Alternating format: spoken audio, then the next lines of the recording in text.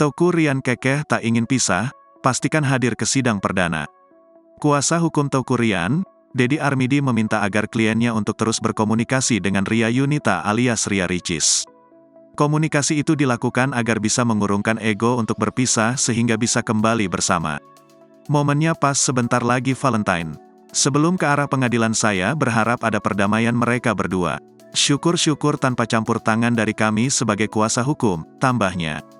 Namun, jika sampai pada sidang perdana digelar pada Senin, tanggal 19 Februari tahun 2024, belum menemukan titik terang pihak kuasa hukum akan menghadirkan Ryan ke persidangan.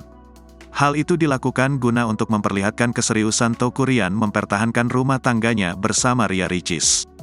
Saya pastikan Ryan datang, sebenarnya kita masif karena pihak sebelahlah yang wajib datang tapi kita untuk momen mendamaikan dan momen penting mengharapkan Ryan datang sidang, pungkas Deddy. Diketahui, baru 2 tahun menikah, Ria Ricis mengajukan gugatan cerai ke Pengadilan Agama Jakarta Selatan. Sidang perdana akan digelar pada Senin,